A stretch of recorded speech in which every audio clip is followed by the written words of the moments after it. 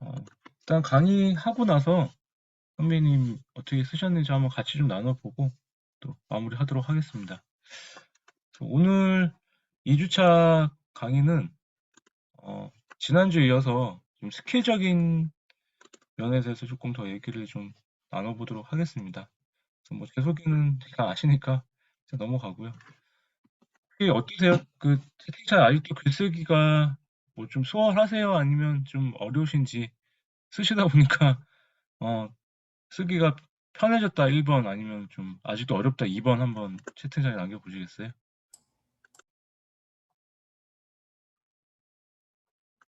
네, 선배님 어서 오세요. 이제 시작했습니다. 네. 어, 우리 김생 선배님은 글쓰기가 그래도 지난주에 말씀하신 대로 좀 편하신 것 같아요. 근데 아직 저도 글을 쓰다 보면은 좀 아직도 어렵다는 걸 많이 느끼거든요. 이번 주도 매일 쓰려고 했는데 이상하게 글감도 이제 못 찾고 또 좀 계속 이렇게 잘 써졌다 안 써졌다 이런 경우가 있거든요. 우리 노미랑 선배님 어떠세요? 글 쓰기가 여전히 어려우세요? 아니면 좀 쉬우세요? 어렵다 1번, 안 쉽다 2번 한번 알려주시겠어요? 예, 거꾸로, 아까 김대 선배는 거꾸로 물어봤었는데, 뭐 글쓰기가 좀 이제 손에 익으신 분들은 그래도 좀 수월하다고 느낄 수도 있고, 좀 계속 쓰다 보면 아직도 어렵다는 느낌이 있는데, 왜 어렵냐? 아직도 글쓰기가 어렵다고 하는 이유가, 그러니까 첫 번째는, 그러니까 선배님도 이제 글 지금 한 이제 15일, 보름 이상 쓰셨는데,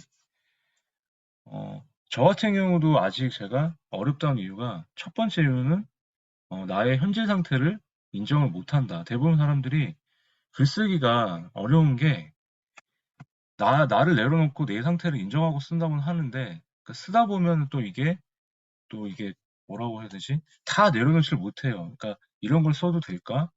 아니면 나는 다 내려놨다 생각했는데 아직도 나를 내 스스로에 대해서 잘 모르기 때문에 뭐 그런 이유 때문에 좀 어렵다. 이거 내가 썼을 때 남들한테 또 이걸 보여주는 게 아직도 부끄럽다.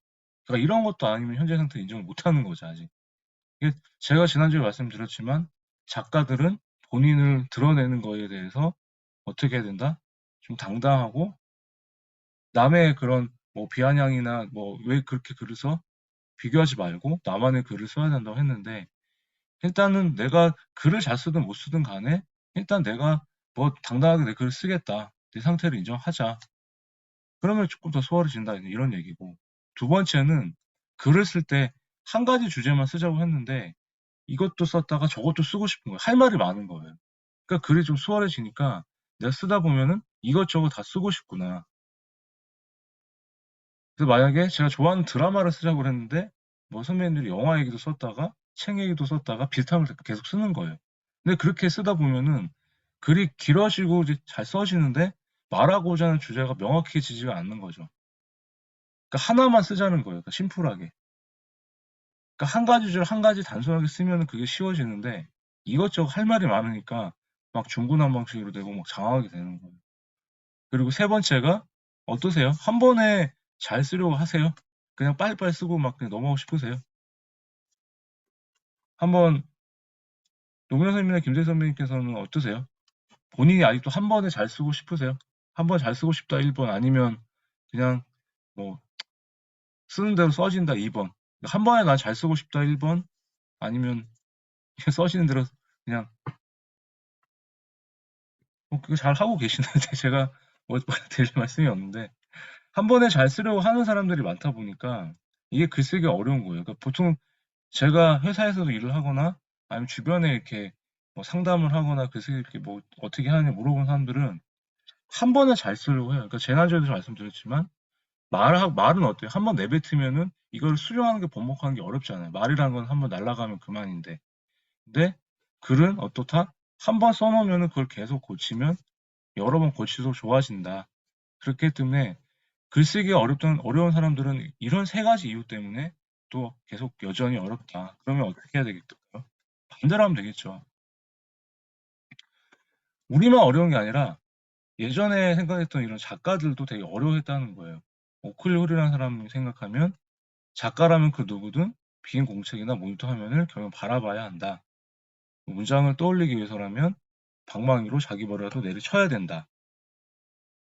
그리고 존 스태벨이라는 사람도 유명한 소설 작가인데 첫 줄을 쓰는 것은 어마어마한 공포이자 마술이며 기도는 동시에 수줍음이다. 이런 말을 했다고 해요. 그리고 토마스 만이라는 유명 작가도 작가는 다른 사람보다 글쓰기를 어려워하는 사람이다. 근데 제가 작가라는 사람이 뭐라고 했어요? 저는 제가 정의한 작가는 책을 내는 사람이 작가가 아니라 매일 쓰는 사람이 진짜 작가라고 말씀을 드렸어요. 그럼 우리는 선배님 매일 쓰고 계시잖아요. 그럼 우리는 작가예요. 그렇기 때문에 다른 사람들보다 글쓰기를 많이 하고 있죠. 결국에는 계속 하고 있지만 결국에는 우리도 다른 사람들보다 어려운 사람이다. 그러니까 마음 편하게 쓰자는 얘기예요.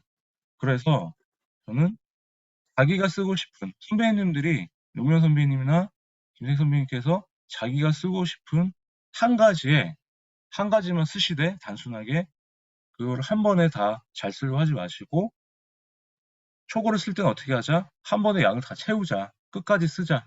그래서 초고를 쓰고 난 다음에 쓰고 또 쓰고 고쳐 쓰자. 이게 결론이라고 말씀을 드리고 싶습니다. 그래서 뭐 이미 선배님들이 마음 편하게 잘 쓰고 계신데 이제 조금은 제가 봤을 때는 뭐 노무현 선배님 있고 김대중 선배님도 조금 더 길게 좀 쓰는 연습을 하셔야 나중에 이제 하고 싶은 뭐 책 쓰기나 아니면 뭐 이렇게 좀 뭐 공모전이나 이런 뭐 에세이 글이라든지 이런 거에 조금 더 집중을 할 수 있다 해서 일단은 그거에 대해서 한번 좀 얘기를 말씀드려 볼게요. 그리고 저는 글쓰기 전에 일단은 이런 의식을 가지고 생각해요. 글을 쓰기 어렵다고 했을 때는 처음에 잠재의식에 내가 글을 어떻게 잘 안 써질 때 쓰시기 전에 한번 이런 생각을 갖고 한번 써보자라고 해서 저만의 동기부여 방법. 자신만의 또 동기부여 방법이 있는데 저는 이런 식으로 동기부여 방법을 쓰고 있어요. 글 쓰기 전에. 그래서 한번 선배님들 적용을 해보시면 조금 더 수월해지지 않을까. 그래서 처음에 글을 쓸 때 나는 남들 비교하고 했을 때 막 초라하고 이런 게 아니라 내가 이 세상에서 가장 멋진 글을 쓰는 작가라고 생각을 하시고 한번 눈을 감고 계속 되뇌어 보세요. 저는 글을 쓰기 전에 어떤 주제를 딱 갖고 내가 이 주제만큼은 오늘은 내가 정말 이 세상 누구보다도 아니면 우리 한국에서 누구보다도 잘 쓸 수 있다. 내가 오늘은 뭐 해리포터를 썼던 조앤 캘리보다 더 잘 쓸 자신 있다. 이런 식으로 좀 가장 멋진 글을 쓸 수 있다고 한번 상상을 해보세요. 그래서 그 잠재의식이라는 게 무시를 못 하더라고요. 그러니까 내가 되게 멋진 사람이야, 멋진 작가야 이러다 보면은 그 글을 쓰면서도 되게 잘 써지는 그런 좀, 이런 뭐라고 해야 되죠? 그런 나만의 조금 용기? 뭐 이런 게 좀 두려움이 없어진다? 그런 게 좀 생기실 것 같아요. 그리고 두 번째로는 누군가에게 보잘것 없어도, 그러니까 선배님들 쓰시는 글이 블로그나 이런 데 올려놓으면은 누군가가 그걸 보실 거예요. 근데 어떻다? 그런 보잘것 없는 글이라도 날만의 내 얘기를 누군가 보면 도움이 된다라는 거예요. 그러니까 김세 선배님이 쓰신 글이나 노무현 선배님이 쓰신 글을 보고 어떤 사람도 그걸 보고 힘을 얻거나 위로가 되거나 공감을 얻거나 그럴 수가 있으세요.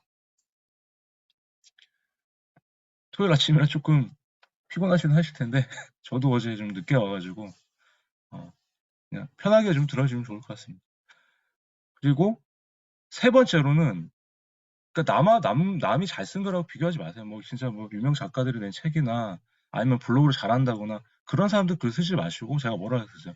본인만의 글을 쓰시되 어제 내가 한 5줄, 6줄 썼다면 오늘은 내가 한 줄만 더 써서 어제보다 오늘은 조금 내가 더 나아지고 있구나. 요새 재작년에 했던 트렌드 코리아 2020에서 나왔던 그 신조어가 업그레이드 인간이잖아요. 자기 개발로 해서 매일 조금씩 업그레이드하는 인간.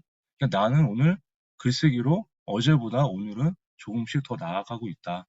이렇게 생각을 하시면서 글을 쓰시다 보면은 좀 더 수월해지지 않을까.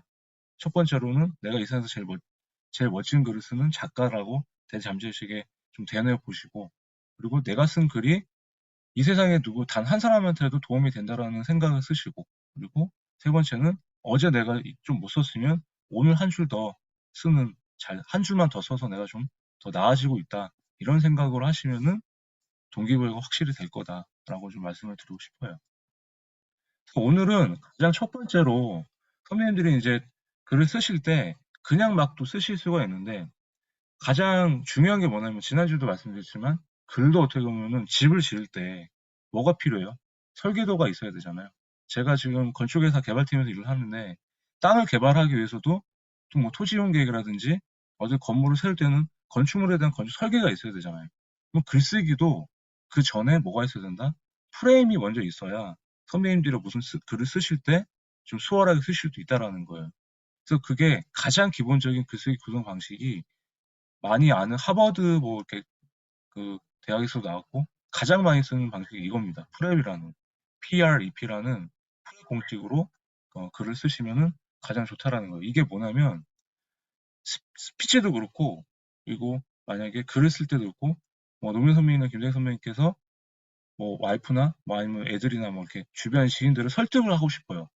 어떤 글을 갖고 내가 이게 되게 좋다고 글쓰기를 많이 해봐라. 독서가 좋다라는 거를 만약에 주제를 써서 글을 쓰고 싶어요. 그러면 이거를 일단은 글을 쓰시기 전에 먼저 글의 구성 방식부터 생각을 하자라는 거예요. 저는 글을 쓸 때 구성 방식부터 생각을 해요. 그래서 첫 번째 가장 기본적인 게 지난주에 배웠던 책 쓰기 할 때 경험, 감정, 인용, 결론. 이거 이렇게 한번 수업으로 하셨잖아요. 그 다음에 논쟁을 위하거나 내가 어떤 주장하는 글을 쓰고 싶을 때는 가장 기본적인 게 이 프랩 공식을 사용하라는 거예요. 그래서 첫 번째는 포인트. 만약에 이제 김생 선생님께서 노무현 선배도 독서를 하자. 독서는 좋다. 그러면 첫 번째가 이 주제가 독서는 좋은 것이다. 이렇게 한 줄 쓰는 거예요. 그 다음에 그러면 두 번째에서 독서가 왜 좋을까? 그럼 그 근거를 써야 되죠. 독서를 하면 뭐가 좋다라는 거를. 근데 보통 리즌에서는 한 세 가지를 나열하면 좋아요. 그래서 주장에 대한 거를 하나 쓰시고 그 근거에 대한 거를 하나씩 쓰세요. 좋다. 그 다음에 세 번째가 그 근거에 대해서 왜 좋은지 예시를 들어서 쓰시는 거예요. 그런 다음에 네 번째가 포인트. 다시 핵심 강조. 그럼 한번 보여드릴게요. 어떻게 이게 프랩이 어떻게 적용되는지 한번 보여드릴게요.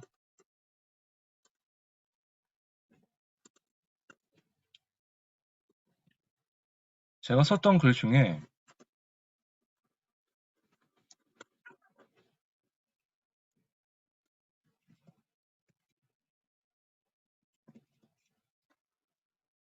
보통 뭐 초고는 뭐 쉽게 쓰는 방법을 이렇게 쓰면은 아까 보신 게 이제 뭐 누구나 책을 초고 어떻게 쉽게 쓰냐 이게 지금 하나의 주제가 되겠죠. 그럼 아까 프랩으로 했을 때 이제 앞에는 제가 조금 더 길게 쓴 거예요. 그러니까 책을 낼 수 있는 시대가 됐다고 전개를 했고 그 다음에 책 쓰기는 어렵다고 했는데 그래도 이제 초고를 쉽게 쓰자라는 방법이 이제 이게 제가 하고자 하는 게 PREP에서 P예요. 포인트예요. 포인트. 그 다음에 제가 리즌이 세 개로 이렇게 쓴 거예요. 초고를 어떻게 쓰자. 초고를 쉽게 쓰는 게 주제다 해놓고 그 다음에 첫 번째 리즌, 두 번째 리즌, 그 다음에 세 번째 리즌을 쓰고 그 다음에 2가 요거예요. 경험과 안전 구성 방식 사용하자 해서 이렇게 예시를 든 거죠. 그래서 이게 2가 되고 마지막에 그래서 P로 초고를 이렇게 세 가지 방법으로 쓰면 더 수월하다. 이렇게 쓰는 방식이 P, R, E 다시 한번 강조해 P. 어떻게 쓰시는지 알겠죠? 이런 구성 방식을 한번 갖고 한번 써보세요. 그래서 보통 이 방식이 가장 쓰기가 쉽거든요. 그러니까 선배님들이 만약에 누구한테 내가 뭐 어떤 방법을 알려주고 싶은 글을 쓰고 싶다 하면은 이 프랩 공식을 사용해가지고 이런 식으로 글을 쓰시면은 가장 수월하게 쓸 수가 있다.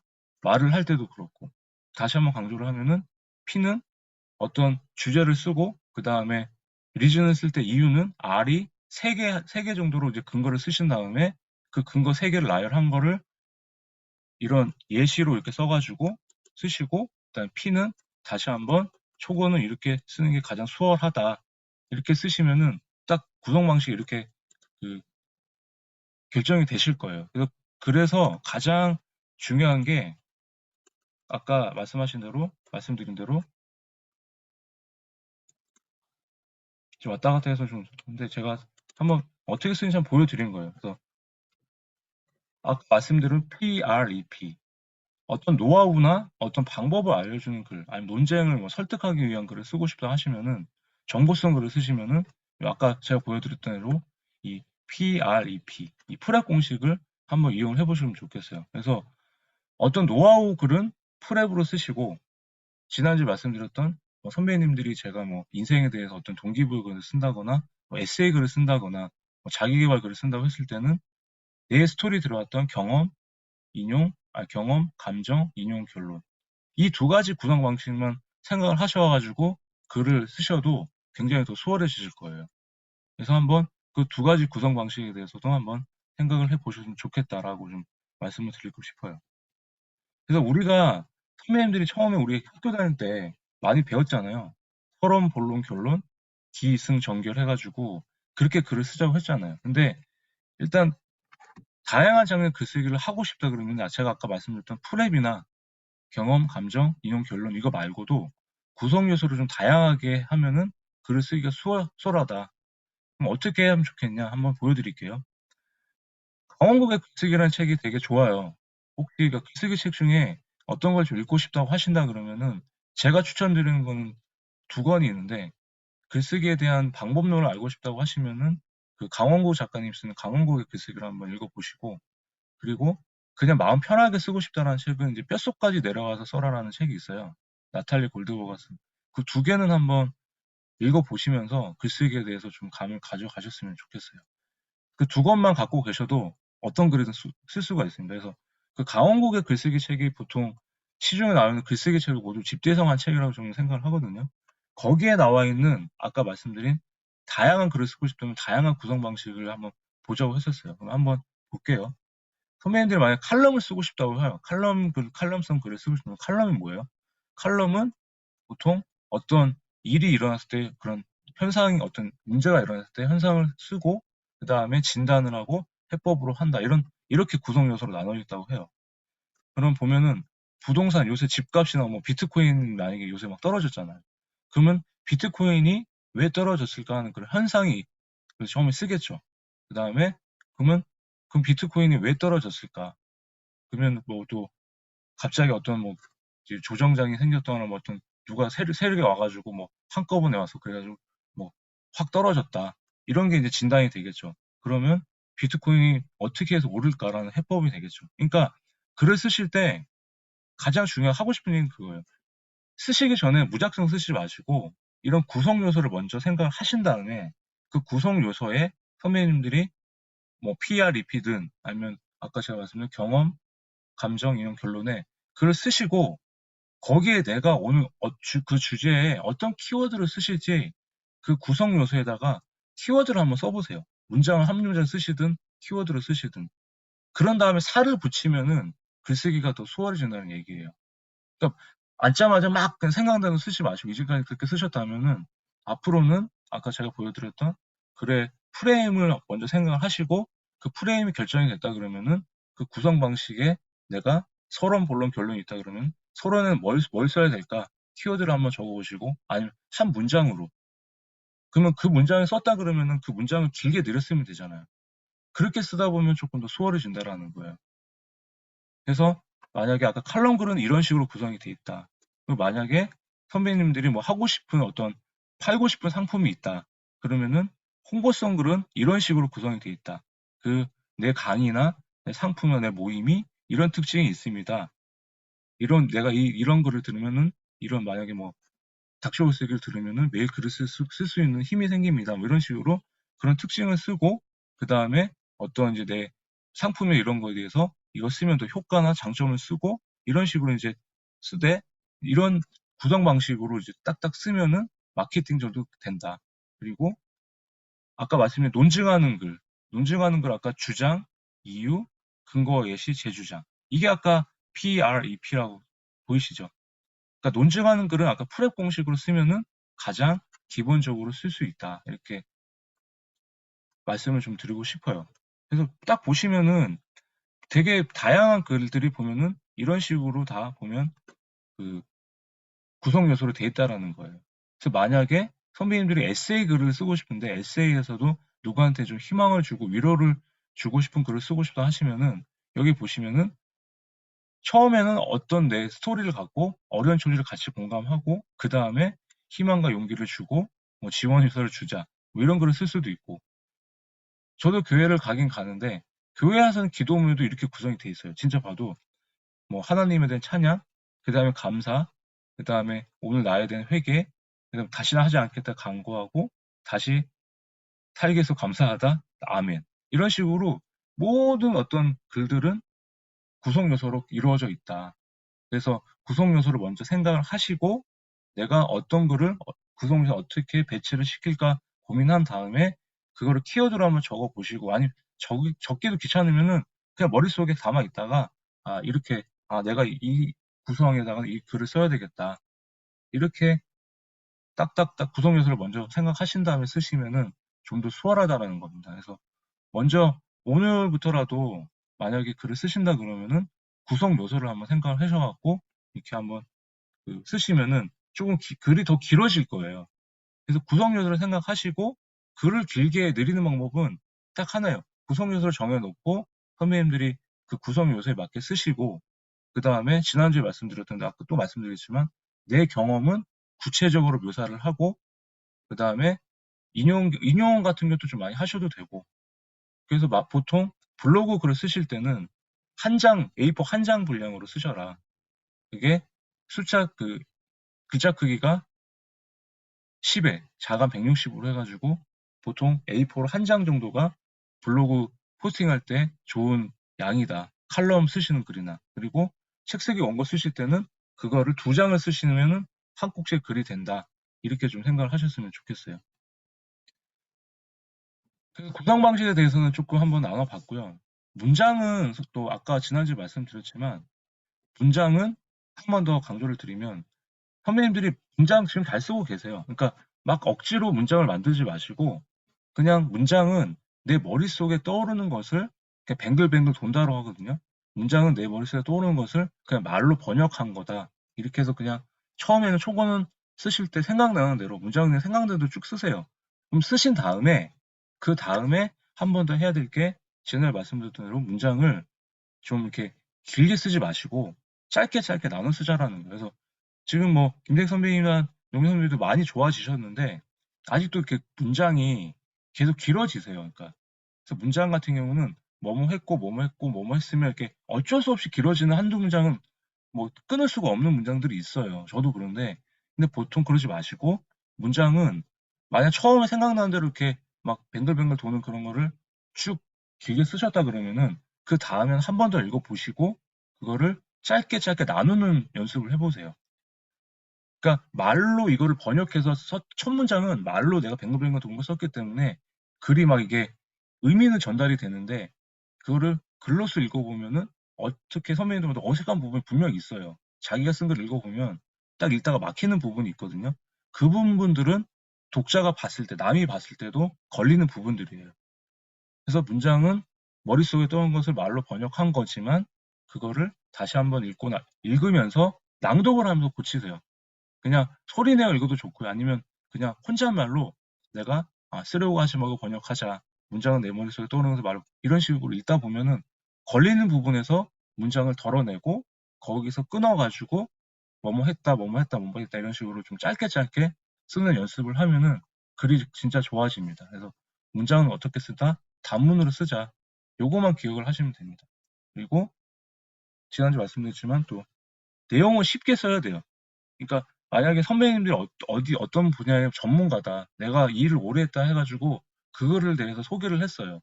근데 선배님들 아는 단어를 갖고 쓰면은 있는 사람이 이해를 못 하겠죠. 그러니까 어떤 좀 어려운 단어가 있다 그러면은 독자들을 위해서 좀 쉽게 풀어내는 그런 좀 노력도 해야 된다. 그래서 글을 쓸 때 이제 앞으로는 독자들도 의식을 해야 되기 때문에 쉽게 풀어 쓰는 연습도 한번 좀 생각을 해봤으면 좋겠다라고 말씀을 드리고 싶어요. 그래서 선배님들 글 쓰실 때 어떠세요?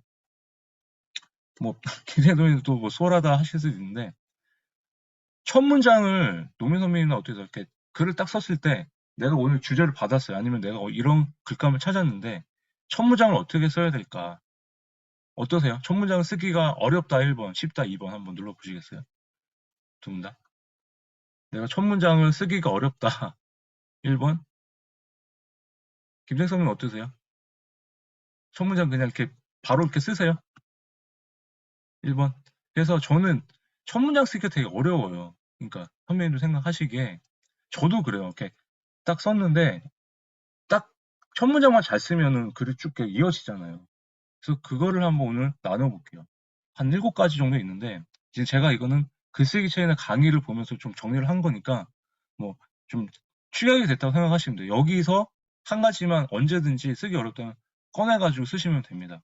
그래서 실제로는 일단 저 같은 경우는 처음에 그냥 이렇게 명언 같은 걸 써요. 책에 나오는 2, 3, 4 구절을 이렇게 쓰거나 명언으로 이렇게 처음에 딱 쓰고 시작을 해요. 만약에 선배님들이 뭐 실패, 뭐 어떤 실패라고 그런 뭐 글을 썼다고 하면은 저는 이제 위인이나 어떤 유명한 셀럽들이 그 주제에 맞게 이제 그 이야기한 명언을 찾아가지고 명언을 먼저 이렇게 써요. 그 명언을 쓰면은 아, 이 사람이 이런 말을 했다.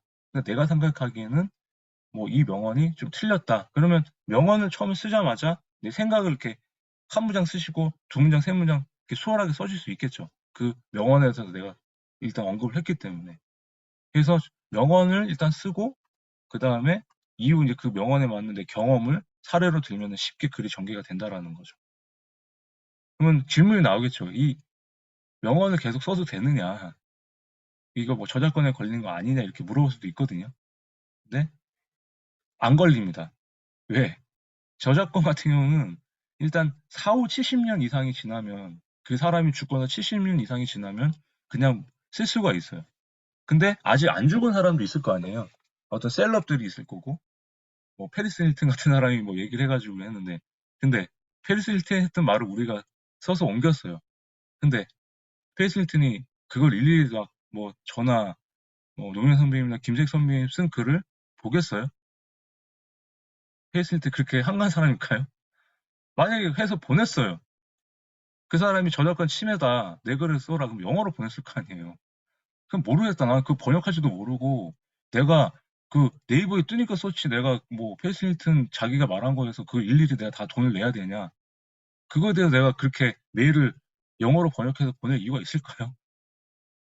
진짜 그런 게 있다 그러면 할 수는 있겠죠. 그러니까 그렇게 일일이 다 대응할 수가 없다. 그리고 만약 그렇게 했다 그러면 네이버에다가도 청구를 해야 되잖아요. 페이스 힐튼이 네이버에 돈 주고 있을까요? 근데 그런 게 아니기 때문에 그냥 명언 같은 경우는 그냥 써도 된다. 선배님들도 오해할 수 있는 게 책 제목 같은 게 만약 책을 내셨잖아요.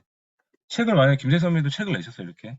근데 책 제목이 노래 제목이나 영화 제목이나 뭐 이런 거는 저작권이 있대요. 근데 책 제목 같은 경우는 저작권이 없어요. 그러니까 책 같은 경우는 제가 만약에 뭐 흐르는 강물처럼 에세이를 썼어요. 근데 노무현 선생님이 나중에 뭐 흐르는 강물처럼 또 에세이 똑같은 책을 냈어요. 그리고 김세희 선배도 그 똑같은 책을 냈어요. 그러면 쳐보면은 되게 겹치는 제목이 많잖아요. 근데 그걸 일일이 해서 내가 먼저 냈으니까 넌 나한테 내. 근데 그게 그런 게 없다라는 거예요. 왜? 글이라는 거는 어차피 겹칠 수가 있는데 제목은 같을 수 있는데 내용이 다르잖아요. 그래서 노래랑 이런 게 좀 차이가 있기 때문에 뭐 명언이나 뭐 근데 하나 주의할 건 있어요. 그러니까 노래 가사나 이런 드라마 영화 대사로 시작을 하셨는데 근데 노래 가사 같은 경우는 조금 위험한 게 제가 노래 가사로 해가지고 이렇게 책을 한번 써보려고 그 몇 개 그 원고를 준비한 적이 있는데 출판사에 투어를 했었거든요. 근데 계약까지 갔다가 이 노래 가사 같은 경우는 저작권이 다 있다는 거예요. 그래서 만약 조용필 노래 뭐 어떤 조용필 노래나 뭐 나오나 뭐 선생님과 선배님 그 같은 가사를 썼으면 그 사람들한테 먼저 허락을 구해야 된다 하더라고요. 얼마를 지불을 해야 되는지. 그렇기 때문에 제가 봤을 때는 그냥 명언부터 해가지고 이렇게 쓰는 게 좀 수월하다라고 좀 말씀을 좀 드리고 싶어요. 아니 영화 대사도 괜찮고요. 드라마 대사, 영화 대사 같은 경우도 뭐 그렇게 크게 터치는 안 한다 하더라고요. 근데 노래 가사 같은 경우는 조금 위험하다. 그래서 한번 그거는 제가 경험을 해봤기 때문에 명언이나 뭐 드라마 영화 대사 쓰고 그거에 대한 선배님들의 사례를 쓰시면 좀 더 수월할 수 있다. 두 번째는 어떤 특정한 날에 있었던 사건으로 시작을 하는 걸 써보자라는 거예요. 선배님들 인생에 특별했던 사건이나 아니면은 우리나라 사람들이 기억하는 뭐 모든 이벤트들 있잖아요. 예를 들어서 뭐 축구를 뭐 좋아하는 사람이라면 안 좋아했더라도 2002년에 일어났던 뭐 월드컵 4강 같이 갔던, 요새 뭐 안정환이나 뭐 2002년 그 사람들 예능에 많이 나오시잖아요. 그런 사람들의 에피소드를 언급해가지고 일단 배치를 시키는 거예요. 그 주제에 맞는 거를. 그리고 아니면 뭐 선배님들이 뭐 결혼을 했다거나 인생의 큰 이벤트들 있잖아요. 뭐 배우자를 처음 만났다거나 뭐 어떤 잊지 못한 사람이 있다거나 뭐 이런 거를 배치를 해가지고 그걸 갖고 첫 문장을 쓰시는 거예요. 그날 특별했던 그런 분위기 드는 그 주제와 같이. 그래서 그 사건으로 파생된 선배님들만의 어떤 경험이나 느낌을 서술하다 보면은 한 편의 에세이나 한 편의 글이 완성될 수가 있다.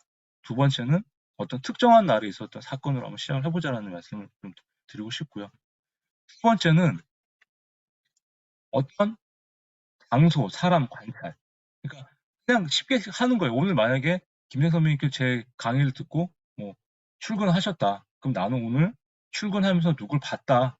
아니면 오늘 내가 어디 가는 길에 어떤 사람을 봤다. 이거 한 줄 딱 쓰는 거예요. 그 문장에 뭐 만약 행복이라는 주제를 많이 쓴다 했을 때 저는 퇴근길에 제가 항상 지나가는 길에 포장마차가 있거든요. 많이 없어지긴 했는데 뭐 행복이라는 주제를 쓴다 했을 때 내가 퇴근길에 지나가다가 항상 그 포장마차에서 혼자 소주잔을 기울이는 사람을 봤다. 근데 그 사람이 되게 궁금했다. 뭐 이런 식으로 계속 이렇게 이어질 수 있잖아요. 과연 그 사람 뒷모습을 보면 매일 술을 마시는데 행복할까? 그러니까 어떤 장소에 갔다. 어떤 사람을 봤다. 내가 봤을 때 이런 사람을 본 적이 있다. 이거를 첫 문장에 쓰시고 그거에 대한 걸 묘사를 시작을 하시면은 좀 더 수월하게 쓰실 수 있다라는 거고요. 네 번째는 똑같이 첫 번째랑 똑같은 건데 뭐 고전을 좋아하시거나 뭐 필사를 많이 하시거나 하면 뭐 그 사자성어 같은 것도 배치를 시켜놓고 뭐 고전에 나왔던 어떤 한자어 같은 거를 먼저 쓰신 다음에 이거를 풀이해 봤더니 이런 뜻이더라. 이런 뜻을 갖고 있는데 나는 이렇더라. 이렇게 한번 쓰시는 것도 좋다. 그리고 다섯 번째로는 오늘 뭐 비가 온다. 토요일 아침에 황나래 작가의 강의를 듣고 있는데 비가 내린다. 안 그래도 우중충한데 더 우중충하다. 비가 나를 미치게 하는 것 같다. 이런 식으로 쭉쭉쭉 이렇게 쓸 수가 있는 거죠. 아침에 일어났는데 날씨가 화창하다. 오늘 겨울인데, 봄인데 왜 이렇게 추울까? 이런 거를 이제 계절이나 날씨를 첫 문장에 써놓고 그 다음에 선배님들이 느꼈던 그런 느낌을 쓰시면서 쭉 이렇게 글을 이어나가면은 또 수월하게 갈 수가 있다는 겁니다. 어렵지 않으시죠? 그러니까 이런 방법들을 갖고 어떤 거를 한번 써보실지 한번 고민해 보시고 한 번 더 일곱 번째가 오늘 있었던 그 일상에서 이야기를 한번 써보세요. 그냥 진짜 기억이 안 난다 그러면 뭐 노미연 선배님과 김생 선배님께서 오늘 만약 금요일 날 어떤 이벤트가 있었다 그러면은 그냥 지인에게서 전화가 왔다. 내 친구한테 오랜만에 내 친구한테 전화를 했다. 근데 친구가 뭐 반응이 시큰둥하다. 아니면 뭐 지인에게서 전화가 왔는데 오랜만에 지인에게 전화가 왔는데 자기 힘든 거를 계속 나한테 얘기하더라. 이런 식으로 쓰는 거죠. 근데 그거를 내가 오늘 쓰고 싶어 하는 주제랑 맞아야 되잖아요. 내가 쓰고 싶은 주제가 있는데 그 주제에 대해서 만약에 뭐 주제가 코로나19로 인해서 내가 오늘 뭐 힘들다 이런 주제라 그러면은 뭐 주변에 코로나19 때문에 뭐 폐업을 했다거나 뭐 이런 분들도 있으실 거 아니에요. 근데 그런 분들한테 전화가 와서 나 요새 인생이 너무 힘들다. 코로나가 빨리 지나갔으면 좋겠다. 뭐 이런 만약 에피소드가 있다 그러면은 그런 걸 갖고 이제 처음 문장에 배치를 시키자라는 거예요. 지인에게서 전화가 왔다. 근데 막 나한테 너무 하소연을 한다. 나도 힘든데 듣기가 싫다. 뭐 이런 식으로 쭉 이어나가면은 글이 좀 되겠죠. 그 다음에 정말 생각이 안 난다 그러면은 여덟 번째는 뭐뭐를 좋아한다, 뭐뭐를 싫어한다 이렇게 첫 문장을 적어보세요. 만약에 뭐 글쓰기를 이제 뭐 주제를 했다 그러면은 황당해 작가의 뭐 강의를 들었는데 그래도 글쓰기가 너무 싫다. 뭐뭐를 좋아한다. 그럼 뭐뭐를 좋아한다, 뭐뭐를 싫어한다 이렇게 적으면 어때요? 그 다음에 나오는 게 그 이유가 나오잖아요. 그래서 만약 김세현 선배님께서 나는 운전을 싫어한다. 만약 예를 들어서. 그럼 운전을 나는 왜 싫어할까? 10년 동안 계속 운전을 했는데 이제는 좀 지겹다. 그래도 뭐 나는 좀 나도 편하게 가고 싶다. 뭐 이렇게 할 수도 있잖아요. 그죠? 아니면 노무현 선배님께서 나는 뭐 요리하는 것을 좋아한다.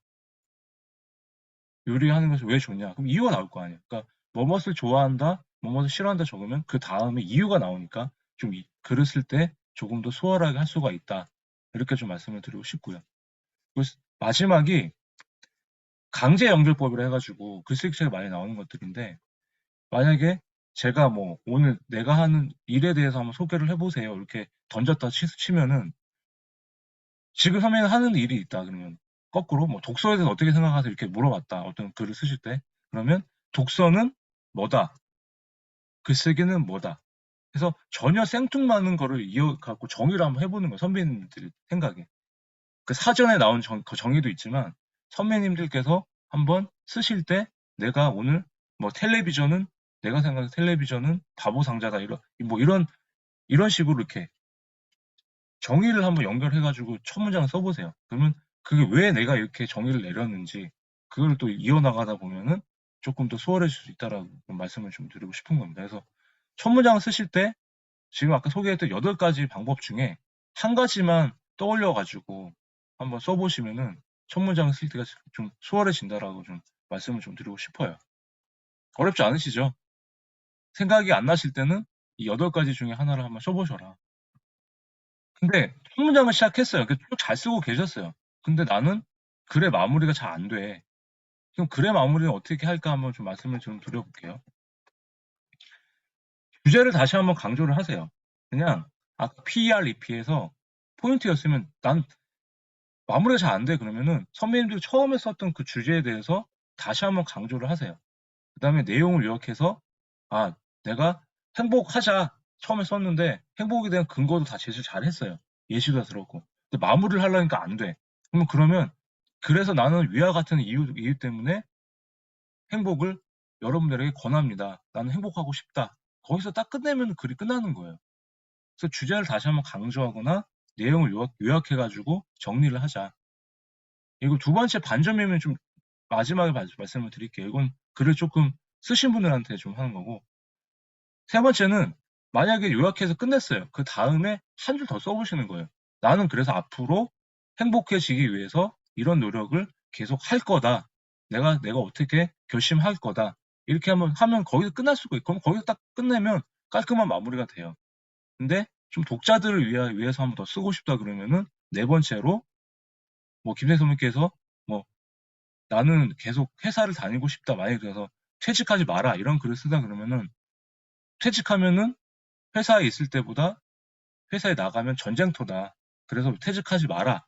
나는 다닐 때 다닐 거다 하면은 세 번째에서 결심으로 끝나는 거잖아요. 근데 그 다음에 한 번 더 나가서 이 세상의 모든 직장 다니는 여러분들한테 권한다. 회사에 있을 때 다른 직업을 준비하는 것은 어떨까? 이렇게 권유를 하고 하면은 딱 그 독자들이, 아, 이 글을 읽고, 아, 나도 한번 해봐야 되겠다. 그러니까 이렇게 하시면 돼요. 저 같은 경우는 항상 결론을, 나는 뭐뭐 하려고 노력할 거다, 뭐뭐 결심했다, 여기서 끝내거나 그 다음에 더 나가서 이 글을 읽고는 여러분들도 한번 이랬으면 어떨까라고 딱 끝나면은 결론 내기가 쉽다라는 거예요. 아시겠죠? 그 주제를 다시 한번 강조를 하거나 아니면 선배님들이 다짐이나 결심으로 끝내거나 한 번 더 나아가서 뭐만 쓰면 어떨까, 이런 식으로 한번 끝내보고 그 다음에 좀 더 여운을 남기셨다 하면은, 마지막에 첫 문장에 명언을 썼다면 마지막에도 한 그 선배님이 쓰고 있던 그 주제에 맞는 명언을 찾아서 마지막에 배치를 해보세요. 그러면 오히려 더 결론에 더 이렇게 배가 돼요. 다 쭉쭉 쓰다가 마지막에 딱 그 명언을 쓰시면은 그 명언에 대해서, 아, 이 유명인사도 이렇게 생각을 했구나. 그럼 오히려 그 읽는 독자가 더 설득이 되고 또 공감이 되고 또 위로를 받을 수 있다. 이렇게 하는 거고, 이 이번에서 썼던 이 반전의 묘미라는 건 뭐냐면, 뭐 예전에 그 드라마 중에 뭐 파리 연인 같은 거 있잖아요. 막 되게 부잣집 뭐 남자와 이렇게 신데렐라 스토리처럼 만났는데 마지막 결론이 어땠어요? 둘이 막 해피엔딩으로 잘 살 것처럼 그랬다가 마지막 기회에서 다 무너졌잖아요. 막 이게 깼더니 꿈이었더라. 뭐 이런 글들. 그러니까 선배님들도 요즘 한번 글을 쓰다 보면은 뭐 계속 뭐 이렇게 무거운 글만 쓰실 게 아니라, 뭐 선배님들 중에서 이렇게 재미난 글도 있을 거 아니에요. 에피소드 이렇게 유쾌하게 쓰고 싶다거나. 그러니까 저 같은 거는 가끔 에세이를 쓸 때 제가, 뭐 김대 선배님도 뭐 2번 군대를 가시고 싶은지는 모르겠는데 제가 쓴 글 중에 2번 군대를 갔다 왔어요, 이런 글이 있어요. 제 블로그 한번 보시면은. 근데 그걸 보면은 처음에는 이제 막 내 나이가 40이 넘었는데 다시 영장이 나온 거예요. 이런 에피소드를 적은 거예요, 이렇게. 근데 나보고 다시 재입대하란다. 영장이 나왔다. 그럼 내가 왜 가야 되냐. 병무청에 전화를 했다. 뭐 이런 걸 쭉 쓰다가 마지막에 깼더니 꿈이었다. 이런 식으로 좀 반전하는 거 이렇게. 그러니까 영화도 그렇고 글도 보면 한번 꼬면은 조금 독자들이 막 상상하다가 마지막에 뭐야 이럴 수도 있는데 그렇게 한번 좀 꽈가지고 한번 그런 어떤 글을 쓰실 때 그런 반전 같은 것도 한번 좀 이렇게 생각하셔가지고 글을 쓰면은 조금 더 이렇게 유쾌하거나 좀 그런 글을 쓸 수가 있다. 그럼 그렇게 유쾌한 글에는 좀 이렇게 가벼운 글도 쓸 수가 있다 그러면은 처음에는 글쓰기가 계속 넓어지는 거예요, 영역이. 그래서 에세이 같은 경우가 좀 가볍게 쓸 수 있는 글들도 그러니까 가볍다라는 게 어떻게 보면은 이렇게 그 경중의 차이거든요. 그러니까 막 주구장창 실패하지 맙시다. 우리는 뭐 잔소리 같은 글만 썼어요. 근데 그런 거는 좀 어떻게 보면은 좀 계속 뭐 동기부여 할 수는 있겠지만 사람이 계속 잔소리만 짜증날 거 아니에요. 그 선배님도 글을 쓰실 때 뭐 육아했다거나 아이들과 어떤 추억이 있다거나 아니면 예전에 그런 추억담이 있다 그러면은 좀 가볍게 좀 즐거운 거를 쓰시되 마지막에 한번 마무리는 좀 반전의 묘미로 한번 이렇게 좀 비틀어 가지고 이렇게 마무리를 하면은 조금 읽는 독자가 한번 피식거릴 수도 있고 그런 글을 좀 쓸 수가 있다. 그래서 그게 그런 글쓰기가 좀 확장이 된다라는 거를 좀 말씀드리고 싶은 거예요. 그래서 마무리는 이런 방식으로 한번 해보면 가장 수월하다.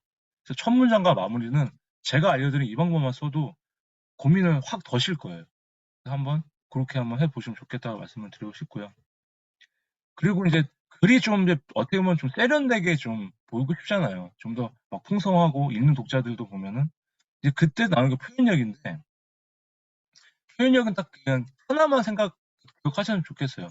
첫 번째는 뭐 비교와 대조만 잘해도 잘 쓴 것처럼 보인다 하는데 요거는 한번 그냥 써봤으면 좋겠고 두 번째 그 비유 방식을 좀 다음에 설명할 텐데 비유 방식을 써도 잘 할 수 있다라는데 비유에는 많은데 우리가 이제 우리 같은 이제 좀 글쓰기 초보나 좀 이제 글을 막 쓰고자 하는 사람들한테는 저도 그냥 두 가지밖에 안 쓰거든요. 그게 뭐냐면 비유, 지급법, 은유법. 직접 비유를 한다거나 은근히 비유한. 들어보셨죠? 우리 국어 시간에 많이 배웠잖아요. 직유법, 비유법만 잘 써도 글이 좋아진다. 그래서 일단은 첫 번째는 비교와 대조만 잘해도 잘 쓸 것처럼 보인다라는 건 어떤 거냐면 이런 거예요. 지금 이거는 글쓰기와 좀 사진이 흔들리긴 했는데 강원고의 글쓰기 나오는 이제 한 예시문인데 글쓰기와 운전을 비교를 한 거예요. 그래서 보니까 선배님들이 만약에 어떤 글을 쓰셨을 때 좀 쓰기가 어렵다 하면은 뭐 육아에 대해서 쓴다 그러면 육아랑 뭐랑 비교를 한번 그 쓰는 글도 한번 써보세요. 굉장히 좀 이렇게 좀 비교되고 대조되고 이렇게 어떤 대상을 서로 이렇게 갖고 서로 비교하고 대조하는 그런 글을 써보라는 거거든요. 그럼 보시면 운전은 출발지가 있다. 근데 운전도 출발지가 있잖아요. 근데 글쓰기도 단어 하나부터 출발한다. 이렇게. 그 다음에 운전은 도착하고자 하는 지점이 있다. 글도 주제 핵심 메시지가 글쓰기 목적지다. 이렇게 어떤 거랑 비교를 이렇게 딱 해보면은 되게 글이 있어 보이잖아요. 그냥 내가 막 주구장창 내 소리만 쓰는 게 아니라 뭐 만약에 뭐 선배님들이 뭐 김밥을 만들었을 때 김밥을 만드는 것도 뭐 한 글이 완성되는 것과 똑같다. 뭐 김밥 재료가 있다. 근데 글쓰기에는 단어와 문장이 뭐 저기 뭐 밥이나 이런 재료랑 똑같다. 이런 식으로 비교 대조를 한번 해보시라는 거예요. 어떤 글을 쓰실 때. 그러면 조금 있어 보일 수 있다 하는 거고 요거는 조금 어렵기 때문에 수사본이라는 거는 그냥 좀 한번 아까 썼던 그런 마무리할 때 좀 그냥 이런 게 있다라고만 좀 하시고 이거는 제가 설명을 드리니까 조금 더 막 이렇게 소설책에 많이 비율이 이렇게 나오거든요. 그러니까 뭐 비틀어라 뭘 해라 했는데 이런 건 좀 어려운 것 같아서 그냥 이런 게 있다라고만 한번 좀 넘어가고 아까 말씀드린 이제 비유법에 이 두 가지를 잘 쓰시면은 조금 글이 더 수월해질 수 있다라는 겁니다. 아까 첫 번째는 비교하고 어떤 두 개의 대상을 갖고 선배님들의 어떤 제가 뭐 선배님들이 생각하는 글쓰기란 제가 뭐 이렇게 주제를 드렸다면 글쓰기하고 아까 말씀한 어떤 대상하고 비교를 한번 해보면서 써보셔도 좋고 아니면 다른 글을 쓰실 때는 지금 이렇게 직유법과 은유법을 한번 써봐라. 그럼 직유법은 이런 거예요. 직접적으로 사물을 비유한다. 어떤 주제에 해서. 그래서 좀 보시면은 뭐뭐와 같이, 뭐뭐와 같은, 뭐뭐처럼으로 표현하는 방법이에요. 뭐 많이 쓰시잖아요. 이렇게 보면. 쟁반같이 둥근 달. 동그랗게 저장하고 오늘 제 얼굴을 보면은 황상민 얼굴이 되게 그 황상민 작가 얼굴이 부었잖아 이렇게. 호빵 같네. 완전 빵빵해져가지고 얼굴이 빵처럼 생긴 황상 이런 식으로 뭐 후기를 쓰시면 황상민 작가 얼굴이 빵처럼 생겼다. 이렇게 직접적으로 비유를 하는 거죠 이렇게. 그러니까 비유를 하면은 이런 식으로 글이 좀 세련돼진다는 거예요. 여기서 더 나아가서 소설책에 나오는 게 은유법이거든요. 그러니까 비유 중에 더 어려운 게 이제 은근히 돌려가는 거예요. 은유법이. 은근히 비유한다는 그런 뜻이거든요. 제가 알기로는. 보면 은유법을 이렇게 표현한대요. 아까 많이 설명드린 건 똑같아요. 어떤 걸 정의하는 것처럼 강제 연결법이라고 하는데 뭐뭐는 뭐뭐다로 표현하는 방법. 그러니까 전혀 맞지 않는 어떤 두 개의 대상을 엮거나 아니면은 서로 비슷한 건데 서로 뭐 글쓰기는 독서다 이런 식으로 뭐뭐는 뭐뭐다라고 한번 그 정의하는 게 은근히 비유를 하는 거예요. 그래서 텔레비전은 바보 상자다. 이게 은유법이거든요. 왜 바보 상자일까요? 계속 보면 멍해지고 그냥 아무 생각 없이 볼 수가 있으니까 텔레비전 자체는 바보 상자다. 이런 식으로. 그래서 지유법, 은유법을 한번 좀 이렇게 써보시면은 글이 많이 좋아진다. 한번 이렇게 적용을 해보시면 좋겠어요. 뭐 어떻게 쓰실까? 문장이나 이렇게 했을 때 어떤 대상이나 했을 때. 그래서 가장 쉬운 게 직유법이고 그 다음에 어려운 게 은유법인데 은유법을 많이 쓰다 보면은 좀 글의 확장성이 많아진다라는 겁니다. 서로 이제 다른 강제 연결법처럼. 그래서 강제 연결법은 은유법이고 직유법은 직접적으로 비비를 하는 거다. 이렇게 생각을 하시면 좋겠어요. 그래서 선배님들이 이제 많이 보셨겠지만 뭐 에세이 글도 쓰고 싶고 하시잖아요. 에세이 글은 이렇게 쓰시면 이렇게 쓰시면 좋을 것 같아요. 그러니까 노무현 선배님도 그렇고 지금 현 선배님도 자기만의 에세이를 잘 쓰고 계세요. 근데 조금 더 세련되고 조금 더 수월하게 좀 길게 쓰고 싶다 하신다 그러면은 제가 에세이 책을 쓸 때 이렇게 썼거든요. 일단 어떤 주제가 있다 그러면은 살면서 먼저 글감 찾을 때 좋았던 추억이나 아팠던 기억들, 아팠던 경험을 한번 떠올리면서 한번 그거를 한번 적어보세요. 나이가 적든지 많든지 간에 살면서 좋았던 추억이나 슬퍼서 아팠던 경험들은 누구나 하나씩 가지고 있더라고요. 근데 그런 기억들은 선배님 인생에 진짜 이렇게 기억이 잘 이렇게 뭐 오랜 시간이 지나더라도 그런 큰 사건들은 강렬히 남습니다. 근데 그런 게 없다고 평탄했더라 하더라도 한번 어떤 기억들이 있다 그러면 한번 이렇게 써보세요 기록을. 그래서 뭐 어떤 이벤트들을 쭉 써가지고 아팠던 경험이나 좋았던 추억을 쭉 쓰시다 보면은 이거를 한번 소재로 한번 써봐야 되겠다는 생각이 어떤 글이 나올 거예요. 근데 저는 이런 글들을 글감 노트에 아까 말씀드렸던 이렇게 이런 글감 노트에다 항상 이렇게 적고 다니거든요. 글감 같은 거를. 그래서 거기에서 일단은 찾으세요, 소재를. 그럼 찾았다. 내가 그럼 예를 들어서 뭐 결혼 전에 뭐 잊지 못했던 뭐 연애 스토리 뭐 그런 거 찾거나 아니면은 뭐 얼마 전에 뭐 저기 3년 전에 돌아가셨던 할아버지의 추억들 뭐 이런 거를 찾았다 치면은 두 번째로는 장면들이 떠올 수 있게 자세히 묘사를 하는 거예요. 그래서 선배님들이 좋았던 추억이나 좋았던 추억이나 아팠던 경험, 재미있는 에피소드 중에 하나를 고르셨다. 그러면 그 사건이 이제 이렇게 골랐잖아요. 그 사건이 뭐 할아버지가 돌아가셨는데 내가 옛날에 할아버지와 그 사랑방에서 어떤 추억이 있다. 그게 이제 소재가 되는 거죠. 그러면 그 사건을 실제적으로 길게 묘사를 해보는 거예요. 묘사를. 묘사는 뭐다? 지난주에 배웠던 오감 글쓰기를 통해서도 할 수 있고 그 장면을 정확하게 대화체나 그 경험들을 선배님들 잘게 해가지고 내가 할아버지 집에 갔다. 시간 단위로 잘라가지고 이렇게 묘사를 하는 거예요. 그 사건들을. 그날에 있었던 사건을. 그러면은 이 사건이 왜 배경을 언급하고 그 다음에 뭐 대화 등 통해서 구체적으로 묘사를 해요. 감정은 그 뭐라 했어요? 그 감정이란 거는 슬프다, 기쁘다 직접적으로 쓰지 말고 뭐라 그랬죠? 감정도 묘사라고 했잖아요. 직접적으로 드러내지 말고 비유를 섞어서 왜? 독자들이 색 선배님이나 미론 선배님이 쓰신 글 갖고 내가 지금 이 사건 때문에 이 묘사를 하는 이유가 슬퍼서 쓰는 거다. 그거를 독자들이 읽고 판단하는 게 중요한 거예요. 내가 쓴 글이 슬프다 이게 아니라 내가 쓰면서 묘사를 하는 이유가 독자들이 이 글을 읽고 이 말하는 작가가 이 저자가 지금 감정 상태가 이렇구나라고 상상을 하게 하는 거예요. 그래서 제가 가장 잘 쓴 글들은 생생하게 묘사한 장면을 상상하며 그 화자의 감정을 잘 따라가는 것 자체가 좋은 에세이라고 생각을 하는 거예요.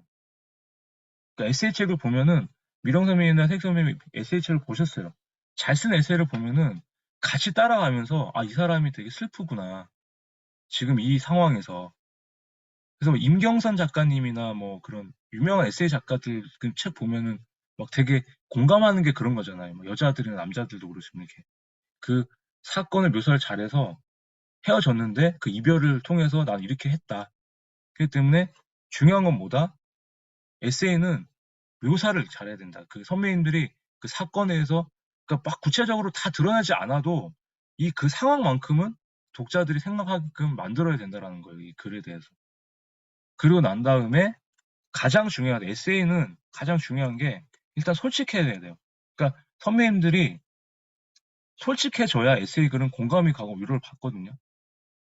그래서 뭐 92년 좀 어린 친구인데 이슬이 작가라고 하고 있는 친구가 있어요. 근데 그 친구도 에세이 책을 내가지고 되게 호평을 받았거든요. 왜 호평을 받았냐면 이 친구는 너무 솔직하게 쓴 거예요. 막 그 남자친구하고 뭐 하룻밤 잤다는 얘기도 굉장히 적나라하게 묘사를 해가지고 그런 거에 대해서 막 열광하고 사람들이. 그렇기 때문에 에세이를 쓰는 에세이스트들은 만약 선배님 에세이를 글을 쓰고 싶다 하시면은 일단 솔직하고 그다음 묘사를 잘해서 독자들이 좀 이렇게 상상하게끔 그런 글을 쓰셔야 된다. 그러니까 일상 얘기는 그렇게 일기를 쓰시되 조금 더 독자들이 상상할 수 있게 묘사를 잘하면 그게 좋은 에세이다라고 말씀을 드리고 싶은 거예요. 그래서 투박하더라도 선배님들을 가진 세익 선배님이나 미령 선배님이 가진 에세이 글을 쓰신다면 자기만의 고유함이 있어야 된다고 생각을 하거든요. 그러니까 솔직하게 내 얘기를 드러내서 묘사를 잘해가지고 독자들한테 공감을 일으키고 위로를 주는 글이 에세이다. 이렇게 생각을 하시면 돼요. 그러니까 저는 이렇게 에세이 글을 썼거든요. 이렇게 쓰다 보면 에세이 글이 돼요. 그래서 제가 썼던 에세이 책 중에 뭐, 이, 보이시는 모르겠지만, 나를 채워가는 시간 이 책도 제가 처음에 2017년도에 는 에세이 책이거든요. 이렇게 써가지고 제가 모아서 낸 책이에요. 이게 저, 제가 78년생이니까, 뭐 제가 90년대 이제 뭐, 중반 뭐, 선배도 아시겠지만, 그 90년대 10년이 어떻게 보면 대중문화가 되게 급변하게 막 다 바뀌는 시대였잖아요. 뭐, 노래도 그렇고, 뭐, 응답하라 시리즈 그 드라마를 보면은, 그 옛날 추억담을 담은 그런 책이에요. 이렇게 쓰다 보면, 이렇게 한 권으로도 모을 수가 있다는 겁니다. 그래서 한번 에세이 책은 그렇게 한번 써보시면 좋겠고요. 혹시 생각이 있으시다 하시면, 그리고 책을 읽고 나서 리뷰를 그때 어떻게 쓰면 좋겠냐. 아까 제가 처음에 뭐라 그랬어요? 책은 어떤 글이든 구성 요소가 중요하다고 했잖아요. 그러니까 뭐든지 쓰기가 어려운 게 구성 요소를 생각을 안 하고 쓰기면 어려운 거거든요. 그러니까 저 같은 경우는 제가 리뷰를 쓸 때 이렇게 구성 요소를 씁니다. 그래서 한번 이 구성 요소 그대로 가져가서 한번 써보세요, 선배님한테.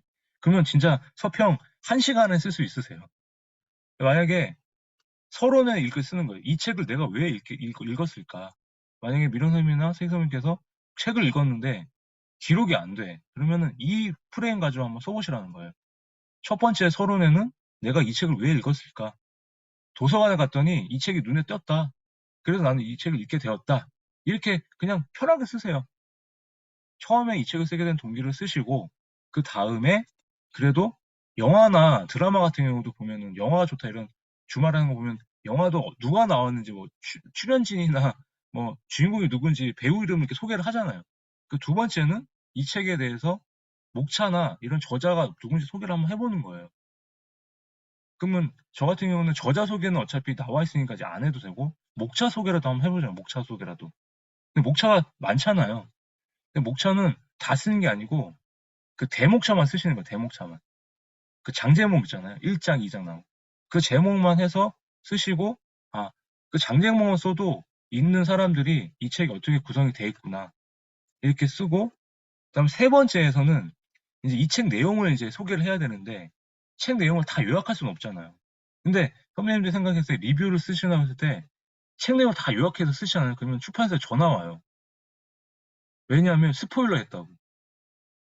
선배님들이 너무 정리를 잘 하셔가지고 이 사람들이 이 책을 안 사는 거예요.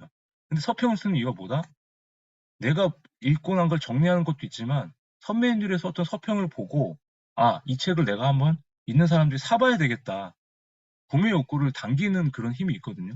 그럼 역으로 거꾸로 생각 비유를 해보면은 영화가 좋다라는 그 프로를 보시면 거기서도 선배님이 봤을 때 줄거리만 앞에 보면 딱 하지 결론이 어떻게 됩니다. 이렇게 소개한 영화는 이미 이제 개봉했던 영화는 그렇게 하겠잖아요. 근데 이미 개봉할 영화들은 어때요? 그렇게 다 스포일러 해버리면 사람들이 극장에 가겠어요? 안 가겠죠. 그렇기 때문에 우리도 세 번째에서는 선배님들이 읽었던 인상 깊었던 구절 한 5개 정도만 골라가지고 그것만 소개를 해주는 거예요, 이렇게. 그게 본문이 되는 거예요. 그 구절을 소개하고 어떻게 느꼈다, 이렇게. 그런 다음에 마지막 네 번째 결론에서 이런 글을 이 책은 이렇게 써보자. 이 책을 읽었더니 나는 이렇게 느껴졌다. 이 책은 누구한테 권한다.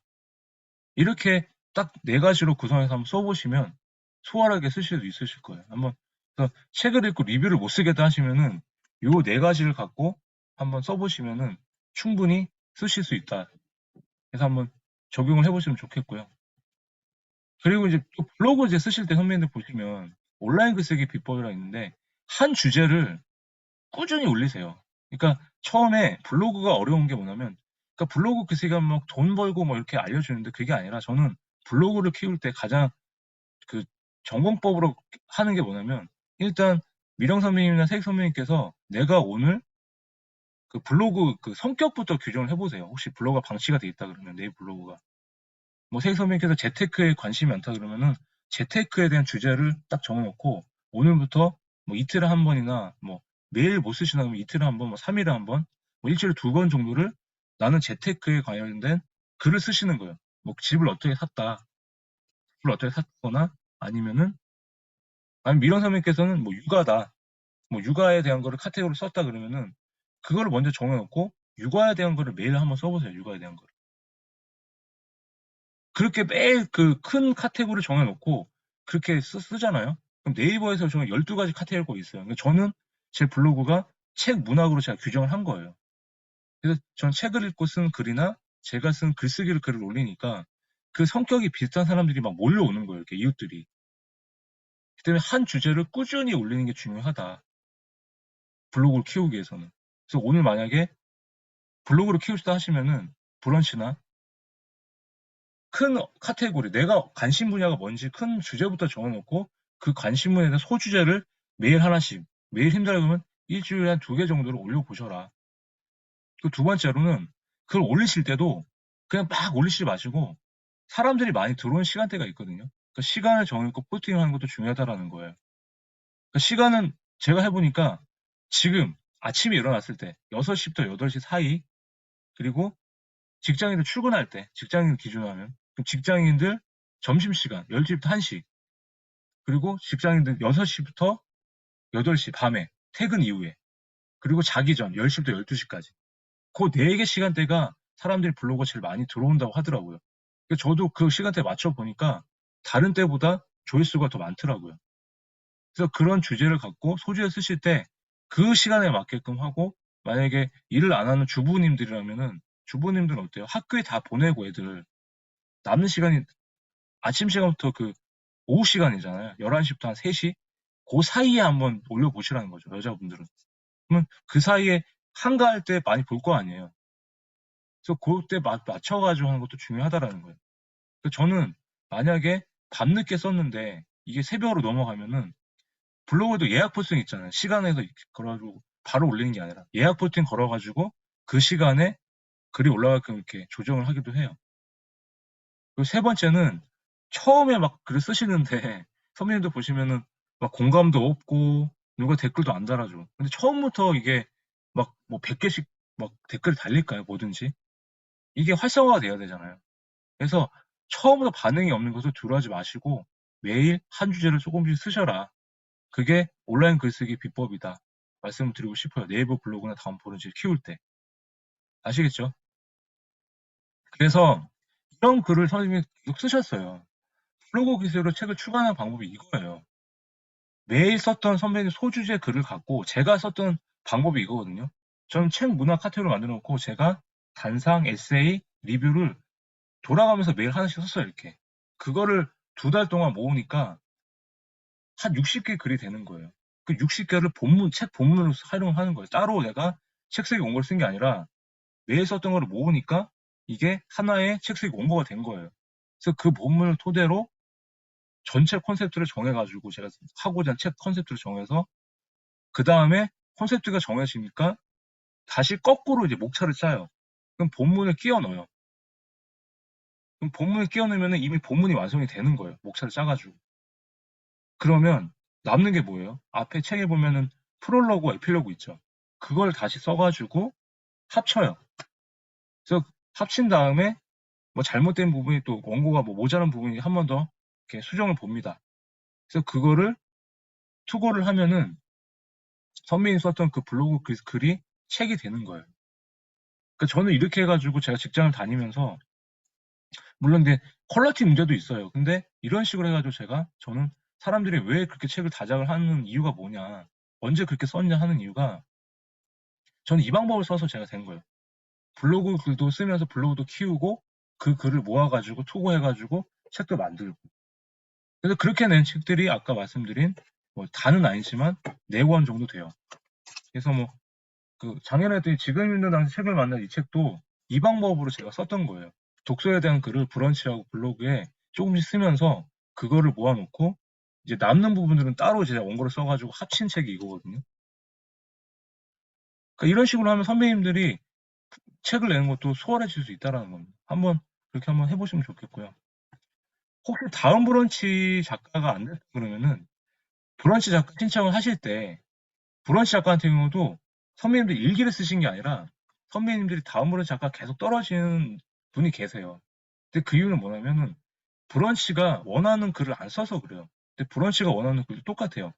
독자에게 도움이 되거나 아니면은 선배님이 갖고 계신 그 불편해하는 독자들이 불편한 문제 해결의 노하우, 그러니까 선배님이 갖고 있는 노하우를 알고 있는 그 주제를 잡고 2-3개 글을 써서 올리면은 심사할 때 되게 한 번에 통과할 수 있게 쉽다라는 거예요. 그러니까 결국에는 독자를 위한 글을 쓰자라는 거예요. 독자에게 도움이 되거나 독자에게 문제 해결을 위한 그런 주제를 잡고 관련된 글을 한번 써보자. 그래서 브런치 작가 신청을 해볼 때 이렇게 한번 해보셨으면 좋겠다라고 한번 말씀을 드리고 싶고요. 그리고 이제 다산 정약용 같은 경우가 아시죠? 얼마 전에 그 자산오보라는 영화도 이번에 개봉을 했는데 그 자산오보의 주인공이 누구예요?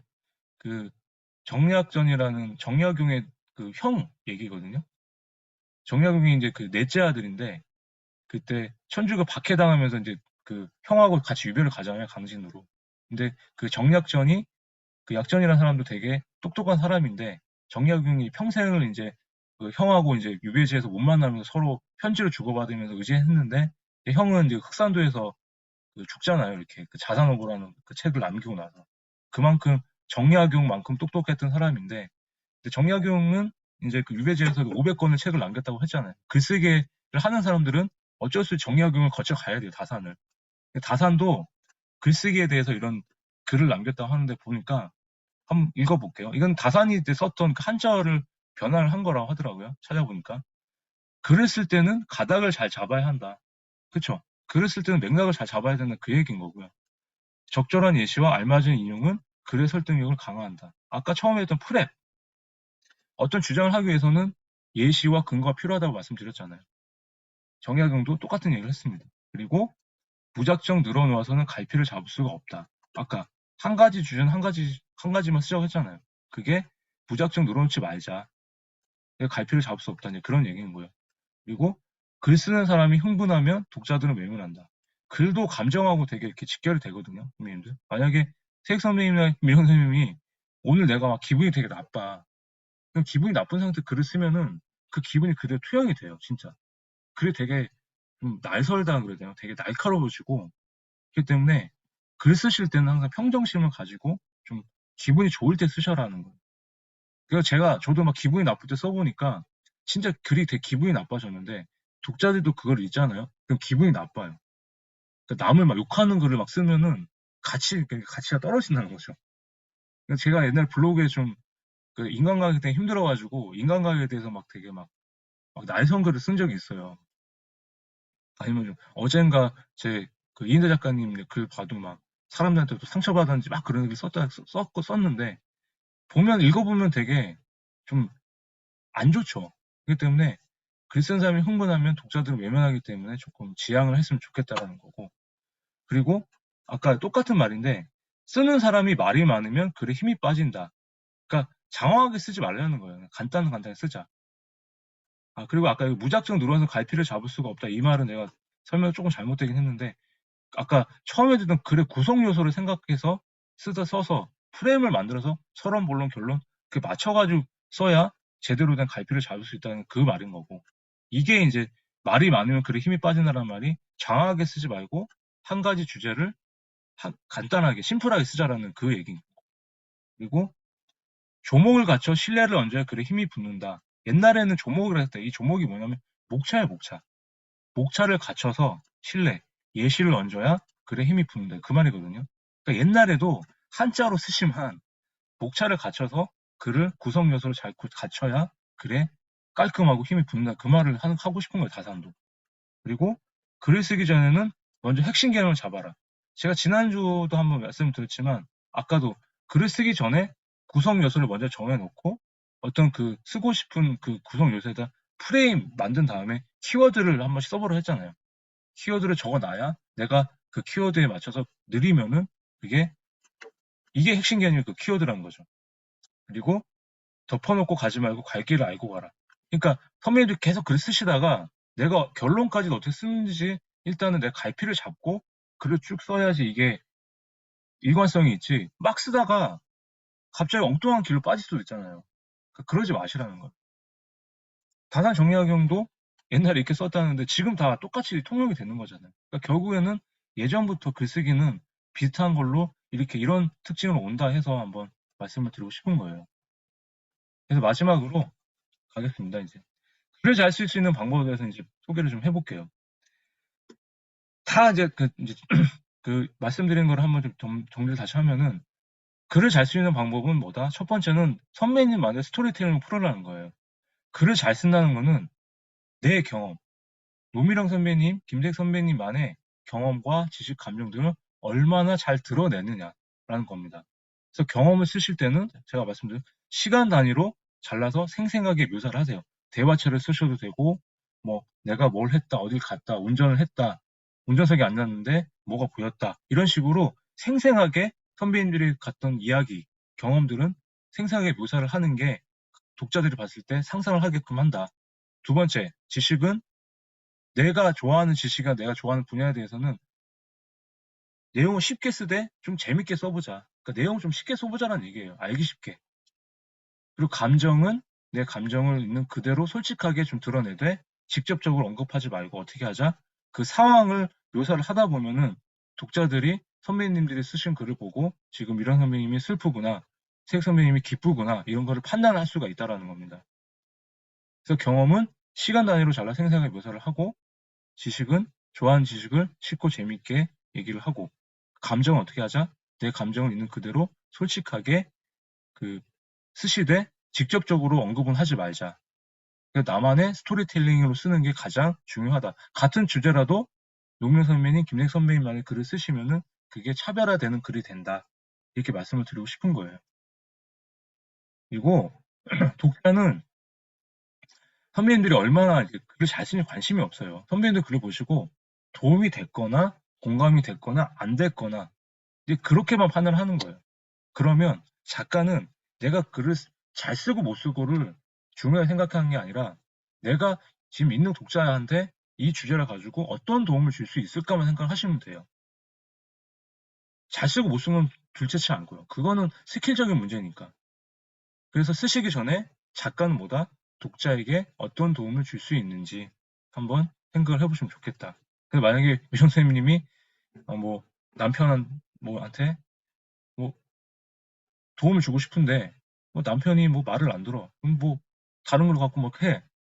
근데 뭘 해도 안 돼. 그러니까 그런 거를 독자들은 쓰는 거예요. 내 남편은 말을 듣지를 않는다. 쟤를 길들이기 쉽지가 않다. 그럼 나는 이런 걸 찾아봤더니 안 된다. 이런 경험을 쓰시면서 방법을 찾아가는 그런 글을 쓰다 보면은 뭐 많은 또 아내분들이 또 보면은 내 남편도 똑같다. 뭐 이런 식으로 공감을 할 수가 있는 건. 그러니까 그런 글을 좀 찾아가지고 한번 해보는 거고, 만약 뭐 세익 선배님께서 뭐 회사에서 후배가 있는데 말을 안 들어, 일을 시켰는데도 안 해, 쟤를 어떻게 길들여야 될까? 그러면 이제 그런 글을 쓰신다 그러면 이제 저 같은 이제 직장인들도 보겠죠. 말을 안 듣는데 쟤를 어떻게 길들여야 될까? 데리고 나왔더니 데리고 말을 해봤다.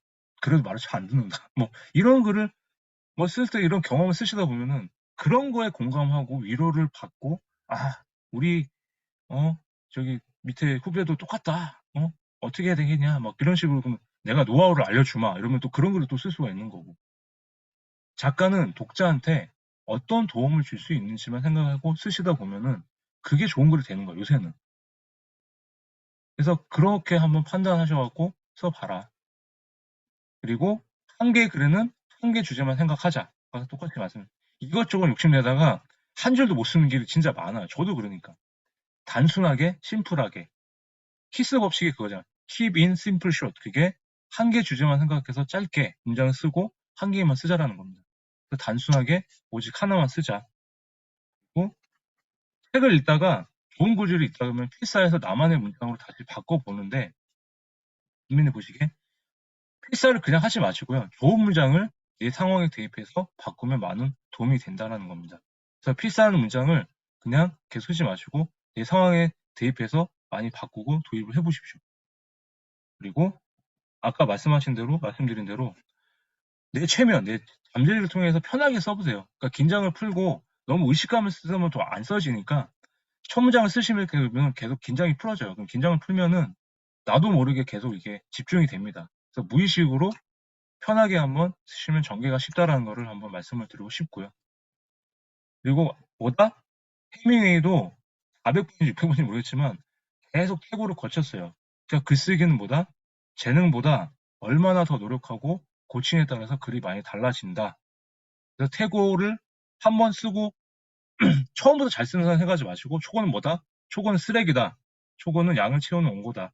양을 먼저 채워놓고 계속 고치다 보면 좋은 글이 된다는 걸 명심하시고요. 그래서 글을 쓸 수 있는 방법은 이런 게 또 있고, 마지막 한 번 더 하나 더 있는 게 한 줄에도 그냥 쓰는 습관을 가져보자. 그러니까 매일 10분이라도 지금처럼 선배님들 매일처럼 시간 내서 조금이라도 한번 써보시는 게 습관 유지를 하면서 그게 글쓰기 리듬을 타고 그게 계속 가져갈 수 있는 거다. 그래서 한 줄에도 생각나 있으면 무조건 기록을 하셔라. 그게 글을 잘 쓸 수 있는 방법이다. 매일 쓰는 게. 그래서 저는 지나간 제 모든 인생의 순간이 글을 쓰는데 도움이 많이 되었습니다. 그래서 그 덕분에 좀 내면이 조금은 많이 나아지긴 했었어요. 이게 뭐냐면 치유의 글쓰기입니다. 치유의 글쓰기. 선배님들도 지금 매일 쓰는 글들이 보면은 어떠세요? 좀 돌아보면은 나를 돌아보게 되는 게 좀 많이 있으실 거예요. 근데 그게 쓰다 보면 되게 고통스러울 때도 있거든요. 근데 저도 그랬어요. 지속적으로 쓰다 보면은 처음에는 그게 쓴 글에 내가 감정을 막 되게 추스리기가 어려운데, 근데 그걸 쓰고 나면 후련해지는 그런 기분이 있으실 거예요. 그래서 쓰다 보면은 나를 깨우칠 수 있고 스스로 이제 돌아볼 수 있게 되기 때문에 한번 이게 글이 주는 치유의 힘이라고 한번 저는 말씀을 드리고 싶어요. 그래서 글쓰기를 통해서는 나다운 삶을 살기 위해서는 내가 자존감이 올라가더라고요. 옛날에는 비교를 잘하고 막 이랬던 사람이 글을 쓰다 보니까 치유를 하게 되고 위로를 받게 되고 제가 나다운 삶을 조금씩 살게 됐다고 하기 때문에 선배님들도 글을 매일 쓰시면서 나다운 삶을 살고 싶다면은 글을 매일 썼으면 좋겠다라고 말씀을 좀 드리고 싶어요. 작가한테 가장 중요한 질문은 이겁니다, 선배님들. 왜, 어떻게, 무엇을 쓰고 있는가가 아니라 내가 지금 매일 쓰고 있는가. 그러니까 저는 제가 매일 쓰는 사람이 진짜 작가라고 말씀을 드리고 싶은 게 그거예요. 책을 내는 사람이 아니라 지금 선배님들처럼 매일 쓰는 사람들이 작가다. 그러니까 나는 김대 선배님이나 명민 선배님 지금 나는 뭐다? 작가라고 생각하시고 지금 내가 매일 쓰고 있는지 그것만 생각을 하십시오. 작가한테는 그게 가장 중요한 질문입니다. 책을 내는 사람이 작가가 아니라 매일 쓰는 사람이 진짜 작가라는 게 제 모토이기 때문에 그렇게 생각하시고 마음 편하게 쓰셨으면 좋겠습니다. 그래서 글쓰기는 글쓰기를 통해서만 배울 수가 있고요. 글을 계속 매일 써야 실력이 늡니다. 제가 그렇게 가고 있거든요. 근데 아직도 잘 쓴다는 얘기는 못해요, 저도. 근데 예전보다는 분명하게 말 수 있는 거는 매일 조금씩 쓰다 보니까, 닥치고 매일 쓰다 보니까 글쓰기를 통해서 실력이 조금씩 늘었다는 거는 부정을 못 하겠더라고요. 나탈리 골드버그의 뼛속까지 내려가서 써라는 책에 나오는 글인데 글쓰기는 오직 뭐든 똑같지 않아요. 재테크도 재테크를 통해서만 배울 수가 있고 뭐든지 실행을 해서 독서도 책을 읽으면 할 수 있는 것처럼 뭐든지 글쓰기도 글쓰기를 통해서만 실력이 는다라는 거를 항상 명심하시고 매일 조금씩 쓰시면 좋겠습니다. 그래서 글쓰기는 선배님들 말씀 믿고 살았던 옛날의 내 삶을 발견하고 해석하는 작업을 생각해요. 옛날에 노미라는 사람이, 김정일이라는 선배님 사람이 그 시점에 있던 그 기억을 끄집어내서 잊고 지냈던 시그널에서 지금 시점에서 다시 글을 써보니까 다시 해석하고 이런 발견 작업이 된다고 생각을 합니다. 그래서 편하게 지난 나의 삶과 평범한 현재 일상을 나만의 가치, 선배님의 가치만 부여한 마음으로 편하게 자신만의 글을 쓰셨으면 좋겠습니다. 그래서 남들하고 그걸 비교하지 마시고 잘 쓰는 글은 없다고 생각해요. 그는 뭐다? 내가 매일 쓰고 있는지 생각을 하고 그리고 독자한테 어떤 도움을 줄 수 있는지 독자한테 어떤 노하우를 제공할 수 있는지 그것만 어떻게 유도할 수 있는지 그것만 생각하고 알려주자. 그래서 김재희 선배님, 노무현 선배님만의 글을 쓰자고 하는 거예요. 선배님한테 글은 자기밖에 못 쓰니까 제 글도 제 글밖에 못 쓰거든요. 그렇기 때문에 자신 있으면 자신만의 향기가 난다라는 것을 명심하시고 오늘도 지금처럼 매일 편하게 쓰셨으면 좋겠습니다. 잘 쓰고 못 쓰고가 중요한 게 아니라고 말씀드렸어요. 그래서 항상 조금씩 블로그에 매일 조금씩 쓰시는 지금처럼 잘 하셨으면 좋겠고요. 그거를 일상을 쓰시고 선배님 좋아하는 취미를 쓰시고 관심사 꾸준히 해왔던 경험들을 모으면은 그게 선배님들이 매일 그 한 줄이 이 세상을 놀라할 작품이 된다는 걸 무조건 명심하시고요. 마지막으로 아침인데 또 한번 뭐 외치자고 또 모르는데 한번 요거 한번 외치고 나서 오늘 강의 마무리하도록 하겠습니다.